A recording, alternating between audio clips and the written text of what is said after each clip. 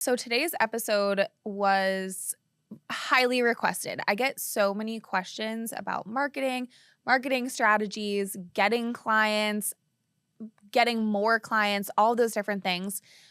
But the question that I get often is, how can I do it in a non-salesy way and or without Instagram, which I think is such an interesting question.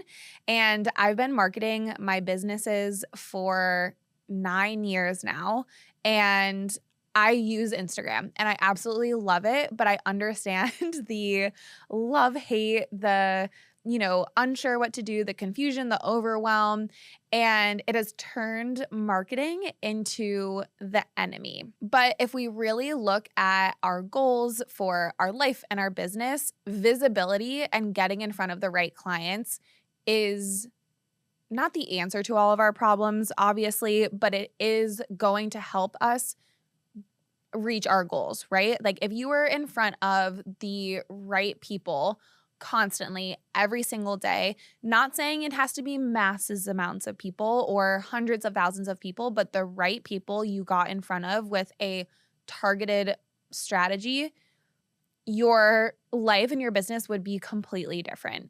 So in today's episode, I want to talk about marketing without Instagram. So, different ways to market your business that aren't necessarily social media or Instagram specifically.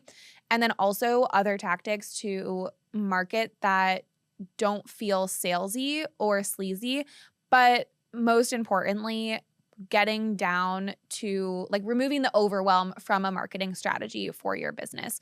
Personally, I've experimented across the board. I went from doing like blogging to I've done it all. I've done blogging, I've done podcasting, I've done Instagram. I attempted TikTok for like a month. Absolutely no. Did Pinterest. I still do Pinterest. There's so many different ways that I've experimented over the years. And what it really comes down to is what works for you and your business, and also what works for your schedule and what's attainable. I really do want to use this time, though, as well to shift your perspective on marketing and really thinking and reframing something that is constantly put on the back burner for a lot of us. I know we always think like, oh, I don't have time. I can't work on this. I need to do client work. And then you're constantly in that feast or famine cycle. That's like, marketing, getting clients, showing up on Instagram, being busy because now you got clients, and then being worried that now you don't get client or that now you don't have clients, and going back on your marketing strategies and so on and so forth. But a really strong marketing strategy can work in the back end and work as a proper funnel that's constantly feeding you new clients. Obviously, having systems to have all of those clients and be able to accept them is really important. But if you're feeling right now that marketing is a number one stressor, pain point, and or will answer all of your goals and your dreams and everything that you want, then we really do want to shift that perspective. I think of my father-in-law who owns a business. He's owned a business for, oh my gosh, I don't even know. He didn't even go to college. So he's had the business since probably for 50 years. Super successful auto body shop. And they do no marketing. And I think of all of those businesses that have been around for hundreds of years. And if they saw what we had now and the access that we had now to millions of people, they would be like, what? You can get in front of all of those people? That's so amazing for free. Like social media you can use for free to market your business. Even, the internet, like obviously having blogs and doing different things like that, has some fee. But for the most part, there's a lot that you can do for free. And I think of, just businesses back then that were going door to door. They were, sending out flyers. Who knows how they're bulletin boards? Who knows how they were marketing in the 1900s? But anyway, you get the point. I want to flip your mindset on getting to market your business. And that's another thing that we're going to chat about. So no matter what the reason for you is to being overwhelmed by your marketing or feeling confused or feeling like every single thing that you've done doesn't work, I want you to leave today really feeling like you have a strategic path to go on, that's something that makes sense for you, and that you have a marketing strategy that will bring in all these clients and bring in everything that you want. So let's get into it. Hi, I'm Olivia Austin, and this is Behind the Design. Okay, so reframing the mindset or the story that marketing is salesy. And obviously, yes, marketing is, you are selling your service, your product, what it is that you do, the results that you're giving your clients when you're doing marketing. But you are a business owner and you have to sell your services. The biggest misconception is, especially I see with brand and website designers, it's like, I have a beautiful website, I have a brand, why aren't people coming?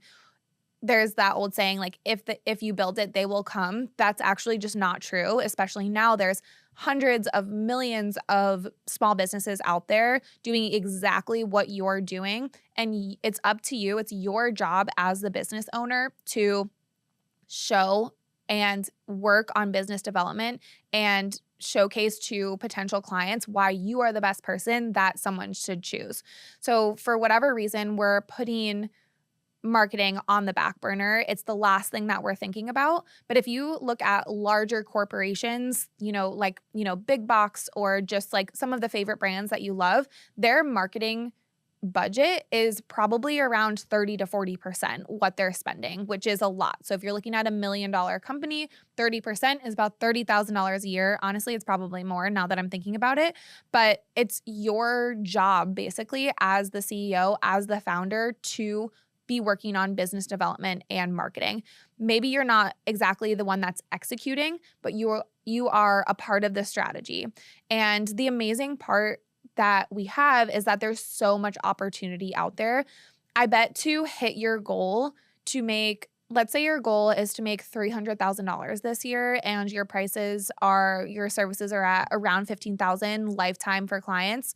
That is 15 clients that you need to convert. That's 1 to 2 per month. I'm pretty sure that's the right math. And so when you look at it like that, it's not that many people. I think we think like, oh, I need to market to the masses. I need 10,000 followers. I need 100,000 followers. I need more and more and more. But really, you want it to be as strategic, as streamlined, and a way that works for you. And just flipping that perspective and having a different perspective around marketing is my first task for you, is to really reframe that. Marie Forleo, she says that marketing is the lifeblood of your business. She said this so long ago, and I will never forget it. I think I heard it within like the first year of my business, and it really is so true. You probably have an amazing business. If you've been listening to this podcast, you have the system set up, you have the processes, you have the boundaries in place, you have the passion, you have the offer suite, you have everything that you know that you need in order to get those clients. But the problem is still marketing and showing up. And another thing I want to say too is that, and I'm totally guilty of this, is thinking about marketing, scrolling to get ideas for marketing, having a notes in your phone for different strategies for your marketing is not a marketing plan. You have to be executing and taking that messy action to actually get in front of the audience and tell people what it is that you do. The limiting belief that selling is salesy or I don't want to be salesy is holding you back from getting in front of the right people or just marketing your business in general. That is most likely a limiting belief that you are subconsciously holding on to. So it could be you're worried about what other people will think. You are the invisible expert. So you're thinking that you just want people to come to you. You are worried about showing up and just what other people are going to think about you. And that's probably what's holding you back, and or feeling like I don't have any good creative ideas, all of those different things. Either way, it's some sort of limiting belief around showing up and being visible, and we want to flip that. In order to be a successful business owner, you have to focus on marketing and not like, oh, go and post on Instagram for 30 days in a row. While that might work, that might not be feasible. But just as a reminder, cringe is the point of entry. I'm sorry, but it is. You have to be cringe. If you're willing to be cringe, if you're willing to put yourself out there, you will attract the right people. You will attract your people. And like I said, you don't need hundreds of thousands of people to hit your goals. Chances are you have a handful of clients and that will hit your goal. So let's talk about strategies that will actually get you there and different marketing without Instagram. And then I do want to talk about Instagram because I don't know. I do have a love-hate for the platform, but truly I would not be here. I wouldn't have, made millions of dollars. Honestly, it's been from Instagram, like a majority of my clients, I would say. So I do want to talk about Instagram a little bit. Okay, marketing strategies without Instagram. The first one is referrals, and this one is super strong.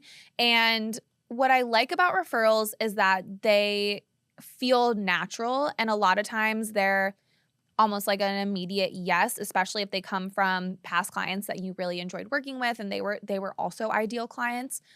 Referrals, however, can feel very like a bonus, like, oh, they just, show up out of thin air. But if referrals are a main way that you are getting clients, there are some ways that you can be more in control of getting more referrals and just building your network.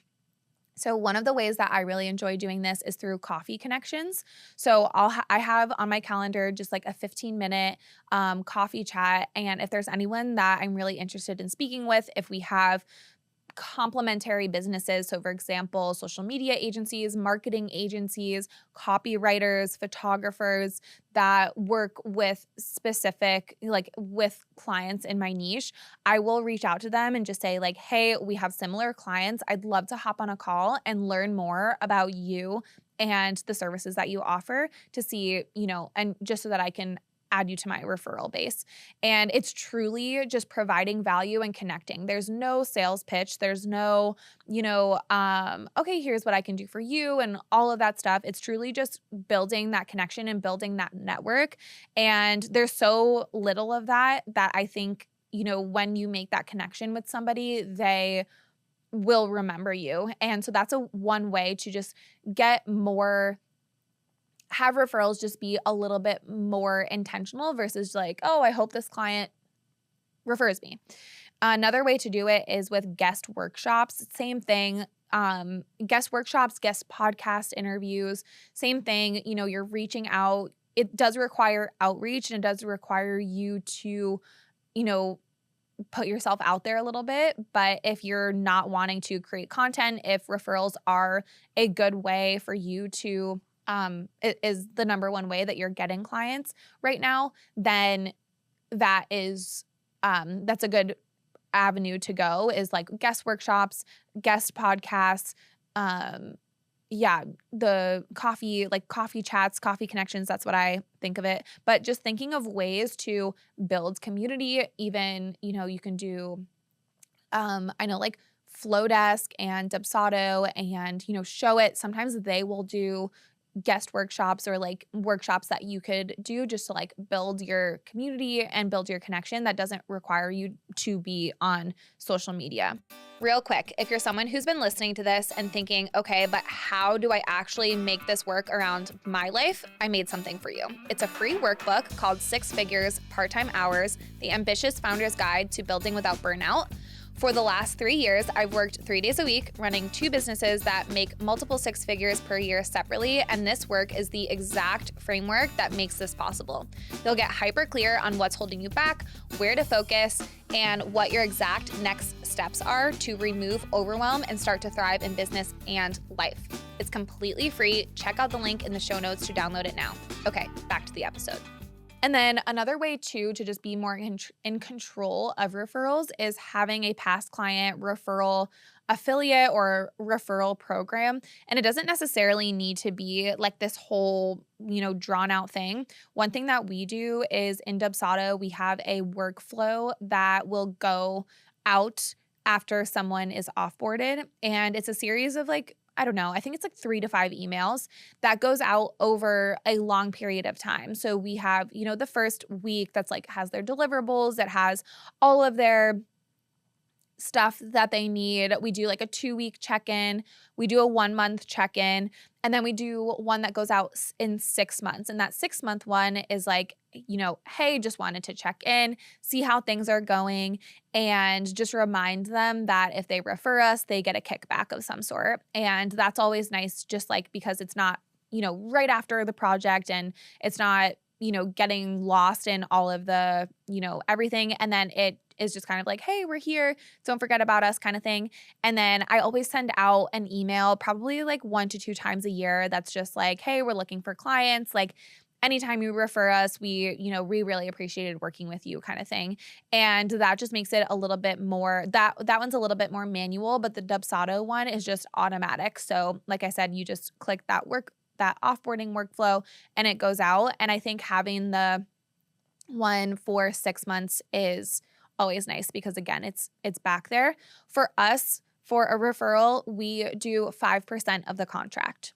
So just to kind of give you an idea of the monetary that we do. Some clients, if it's, something like a smaller project, I'll do, an Amazon gift card or a Starbucks gift card. But no matter what, anyone loves getting a gift or something. So just having that and just staying top of mind, like what are some ways that you could have that higher touch point or just connect with more people or build community. Obviously, in-person networking events is a great way to do it. I had a coaching client, and she was like, I got all these clients from this networking event that I did in October, but I haven't been to one since. And now I really don't have a lot of clients. It wasn't exactly like that, but it was some sort of like circle. And I was like, well, why don't you go to with that networking event? They do it every single month. And she was like, oh my gosh, yeah, you're right. I've been focusing on Instagram and Pinterest and blogging and doing all these different things when I really could just be going to a networking event once a month and probably getting quite a few clients. So just thinking too, I meant to say this is like, where are your best clients? Like look at your top clients that you have and where did they come from? Are they referrals? Are they from Instagram? Are they from Pinterest? Are they from TikTok? Whatever. And understand who they are, where they are in business, get really clear on their demographics, psychographics, like all of those different things, and narrow down the one platform that they're on. I think we can get really overwhelmed with all of the different things because we think we should be on all of the different platforms, which over time that will service you. But for now, I think just really narrowing in on the one, but it's not the one that you want to do. It's where your ideal clients are. So just a quick tip. Another marketing strategy without Instagram is pitching past/existing clients. So what I mean by that is, for example, let's say you have a client who is doing your entry-level service. Maybe it's branding, maybe it's a copywriting intensive, maybe it's your, just photography or VA services. What are ways throughout the project that you can pitch them to the next level service? So for example, for us, if a client is just doing branding, within that branding project, we will showcase in the brand presentation Instagram templates. We'll put together a mock-up for email templates. We'll mock up a website and we will share with them. And when we're presenting, like, oh, I know you're not doing this right now, but if you ever wanted to, like, this is what we envision it looking like. And a lot of times by the end of the project, they're wanting to, okay, fine, like working with you is so amazing. I just go ahead and do the website or go ahead and add on these things. But if not immediately, they will always come back, whether it's in 6 months, a year, whenever they're ready to reinvest in the business. And that's just a very simple way, especially if you're a designer listening to this podcast, that's a super simple way to pitch, into your service, into your like next level service or your ongoing services. And that's why it's really important to have have each offer differentiate throughout, because then the client, it's a, an easy ascension model, right? Of what they're doing and how they can continue to work with you. For example, if you're a coach, you might do like an entry level strategy call. And then during that strategy call, they have such an amazing time. They have so many breakthroughs that they then decide to, work with you ongoing, or, they do 3 months and then they sign on for another 3 months and then they go to your VIP days and all that different stuff. So there's different ways to pitch existing clients. I know, another way that we did it with our design studio was we would pitch ongoing, or like our creative partnership. So after a client was finished, if we felt like they were a good fit for ongoing, we would then internally pitch them basically like, hey, we can continue to support you as throughout launch, throughout, all of these new things that you're doing. And, this is our monthly retainer. And our monthly retainer was less than the payment plan that they were paying. So for example, if their payment plan was $5,000 a month, their retainer max was around $2,500. So that just immediately seemed less. But then over time, it turns a $15,000 client into a $30,000 client because they signed back on. So there's a lot of different ways that you could do that through, just additional add-ons, or, throughout the project, or even past clients that you enjoyed working with, pitching a new service. So we dabbled in social media management a little bit last year. And what I did was I made a deck. I put together a proposal, all of that, sent it out to past clients, about 10 of them, saying like, hey, we have this new service. We'd love to work with you. And I think like 8 of them ended up signing on. And that was all just from one email, from having it all set up. So that was really cool to see. And you can do that with anything, right? Like you could do it with, say you are a coach and you want to like get a cash injection. So you want to do like a VIP day or a strategy call or a clarity call. You could pitch past clients like, hey, just wanted to say that I have this, blah, blah, blah. And that's just another fun or easy way where you're not having to like create an Instagram post, put yourself out there.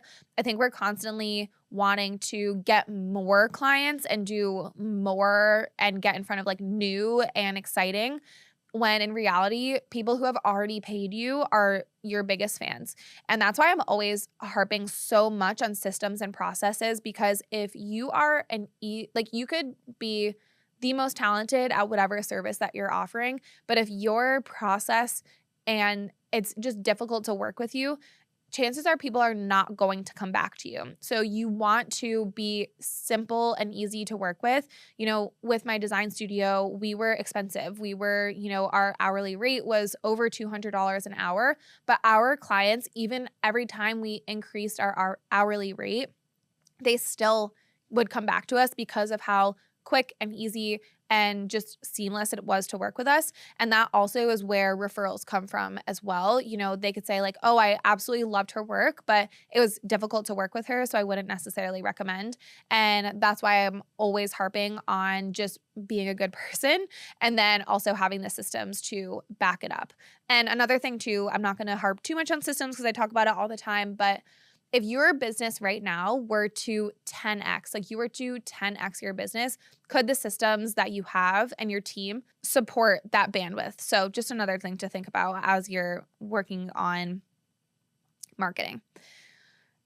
Another marketing strategy that I've been heavily focusing on probably for the last year, I still don't have it completely down, but I will say it's really starting to work now that I'm putting more effort into it, is email marketing. And this is something that I wish that I did earlier in my business. And so I'm telling you about it now because you should start doing it ASAP. Email marketing works in the background when you have a proper funnel. And what I mean by funnel is you have your top of funnel, middle of funnel, bottom of funnel. Top of funnel is how new people are coming into you. So a lot of times with email, it's a freebie. It's some sort of free thing that they're getting. Then from there, they're going into your funnel, which is an email sequence. And it's a series of emails that go out over a certain amount of time that are telling them about you, about what you offer, it's social proof, and some sort of call to action. If you're a designer or you're a service-based entrepreneur, you are upselling them eventually to work with you one-to-one, to book a call. And in that, sometimes people will add in a, like a $27, like a small, like low ticket offer. There's some sort of sales psychology about how if someone buys something from you, even if it's as low as $27, they will go on to purchase something more high ticket from you. So just something to think about. But I will say, if you have your freebie, you want your freebie to attach to a specific offer. So let's say you have 2 different offers. One of them is social media management and like ongoing graphic design. And then the other one is, branding and website design. You want those freebies to attach to your offer and make sure that they make sense. And it's kind of like an ascension. What do they need to know before they invest in XYZ service? Something important to note as well is that high ticket clients, so anyone that's paying upwards of a few $1,000s, I don't know. I guess it depends like what the offer is and like what the, service is. They're not DIYing. So I wouldn't have it be like color palettes or fonts or how to do XYZ. You want it to be more strategy focused, workbook focused, guide, kind of like your perspective or something more along those lines, because they're not going to want to, they're not DIYing. So for example, like our branding, when we were doing brand and web, it was $15,000 to invest in us. Someone who's investing $15,000 is not DIYing anything. Our freebie was case studies. So we had this case studies deck where they could see the ROI of branding and website design and what those results created. I've also seen a lot of designers do their like pricing deck, which I think is great. But I would say just like experimenting a little bit. But the great thing about email marketing, again, is that it's just going in the background. So people are, they're getting those emails over time that you're not having to manually send. Ways to get people to opt in on your email funnel or opt in on your freebie. You could partner with someone that has a podcast, with partner blogs or something to get it out there, but that's really the top of the funnel. And then the middle of the funnel is this email sequence that goes out over time. And then the bottom of the funnel is when someone converts. So email marketing, I think, is the simplest one to get up. One thing I would say about email marketing, though, is that you want to track it. So you want to be tracking how people are responding, if they're unsubscribing, if they're clicking, where they're clicking. So don't just set it and forget it. Like, it's something that you're going to have to come back to. You're going to have to tweak. And that goes for really any funnel. Okay, those are marketing strategies that you could do that is not social media. Now I want to talk about social media because I really want you to have a different relationship with it and to not be scared of it, because I've seen the results not only for my business but for other clients of mine. And this is a big pain point that I hear often, and this is like a theme that's constantly coming up. And I think especially if you're in a visual service, so you're a graphic designer, you're a creative, you're doing something that is you want everything to be perfect. And it's true. Like, it is part of your portfolio. However, that's also not always the type of content that works. Okay, I'm not going to get too into that, but if you look at large platforms, so you look at people who have Instagram, like large Instagram followings, they have the same type of video, basically. Not like every account has the same type of video, but like that their specific account has a certain type of like video or format or something. And it's because they experimented and then found what works. So that's what I would would suggest for you is if, Instagram or TikTok or Substack or whatever is the platform that you think your ideal client is on or that you've seen the most success on, double down on that one platform and get obsessive about it and figure out and experiment what type of content works. Do, B-roll reel, do face to cam reel, do a fun carousel, look at what has worked in the past and go all in on that, and making sure that it has clear call to actions. It's clear about what it is that you do. I think we're like, oh, I talk about my business all the time, but if you have 1,000 followers on Instagram, chances are only, 50 to 100 are even seeing your posts. So don't be afraid to experiment and see what works. Try different styles, try different editing styles, try to different types of posts. You want to leverage and just double down. I think we're constantly thinking like, oh, I need to like have everything perfect, or I need to, be posting consistently. I think it's more just posting quality and what works and what is going to connect with your ideal clients. And a reminder that it's a long game. So anything that you're doing in your business now, you will see the results from in 6 months to a year. And so if you think that you're going to post and then immediately get a client, that's probably not going to happen.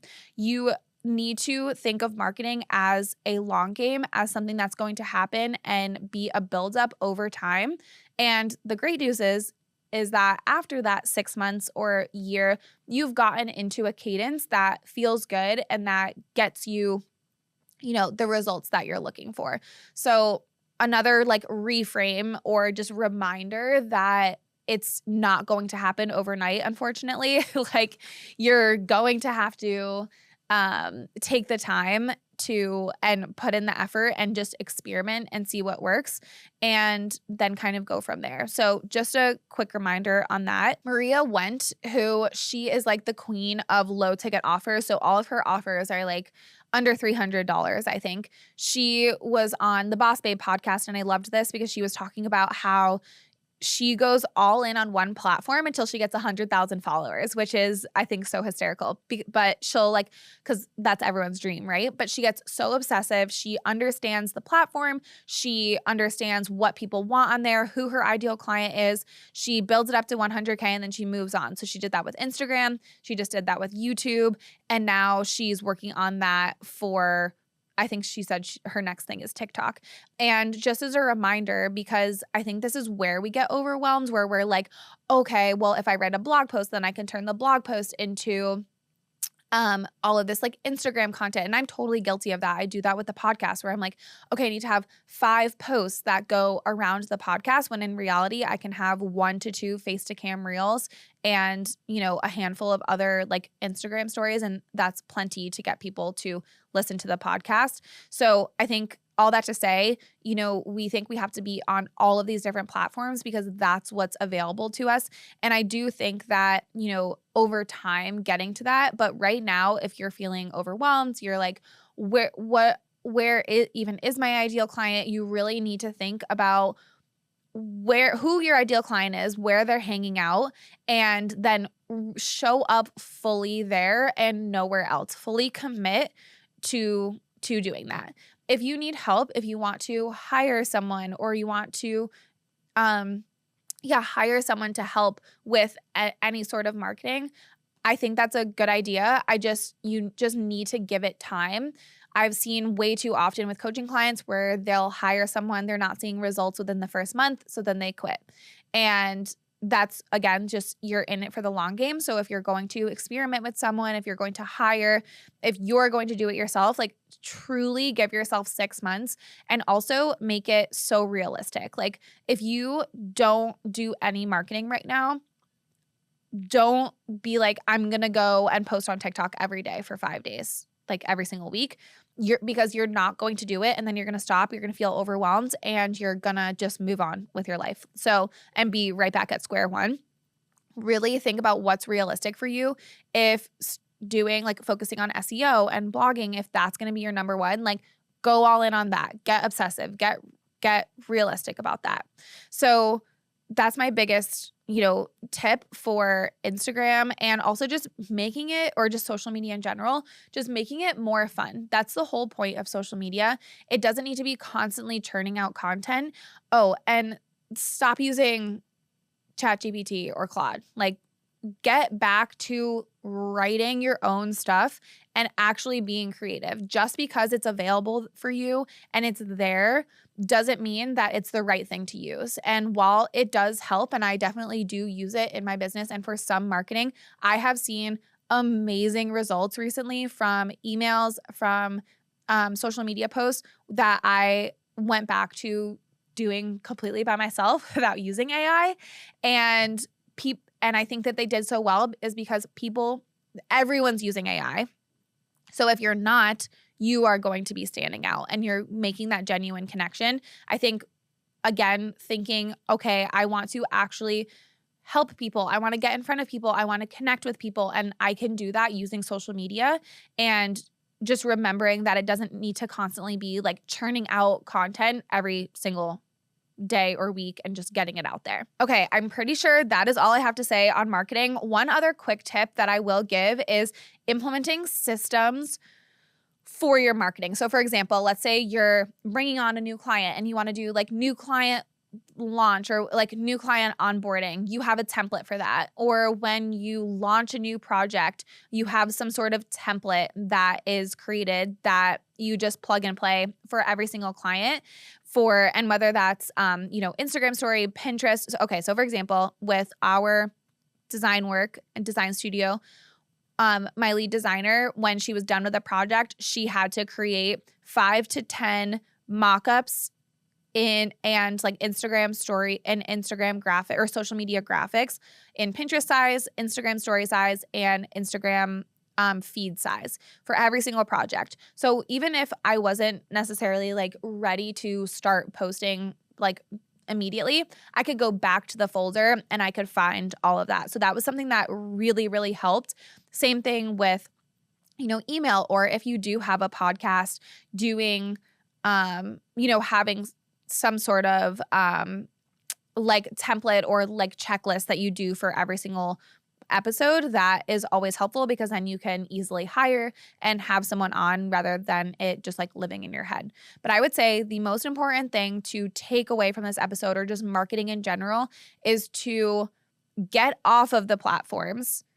Like, no scrolling, no doom scrolling, and just really creatively think about how you want to authentically show up and how you want to connect with your ideal client. Because again, you don't need hundreds of thousands of clients to hit your goals. You just need a handful of them. So just getting really clear and just being realistic, and also not trying to be everywhere at once, I think is really going to streamline your process and make you more visible. So I hope you enjoyed this episode, and I'll see you next week.